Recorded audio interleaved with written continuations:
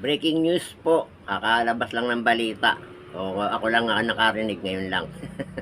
Narinig ko po sa radyo, no, sa DCMM at saka sa DCWB, no, na ito pong si General Torre ay nirelieve. Malamang magpalakpakan yung mga DDS, mga solid DDS. Nirelieve po ng Malacanang sa kanyang posisyon bilang PNP chief. At hindi naman po sinabi kung ano ang dahilan. Basta po turn over na sa kanya yung mga dokumentong hawak niya, yung mga trabahong hawak niya ay turn over na. So, palakpakan. Yan kasi sobrang taas tingin sa sarili, sobrang taas ang tingin sa sarili. Akala niya, porket naging PNP chief na, wala nang mas mataas sa kanya. Biruin mo ang nakaanuhan niya, si Remulla. Alam naman natin lahat, napakalakas nitong dalawang Remulla dyan sa Pangulo. Okay, baka ni-request ni DILG. Baka lang hindi ako sigurado.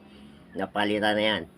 Akala yata niya close siya sa presidente. Hindi niya alam, parang ginamit lang siya para makuha si Kibuloy at si PRRD. Ginamit lang siya, ginawa siyang tuta.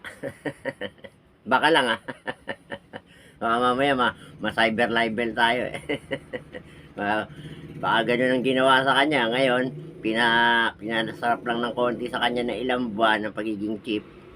Ayan. Susunod muna kasi bago sumuway. Nasa role naman ninyo yan Sunod muna bago suway. Sabagay, nakasunod na siya. Anyway, itong kay Congressman Libiste, shout out kay Congressman Libiste. Saludo sa'yo. At kay Anes na congressman. Ino-operan siya ng pera. 360 million ang ino-offer sa kanya nung district engineer ng sa Batangas, sa Balayan yata yun. Balayan, Batangas. Sa District 1. No-operan siya ng pera para wag nang imbestigahan yung mga project.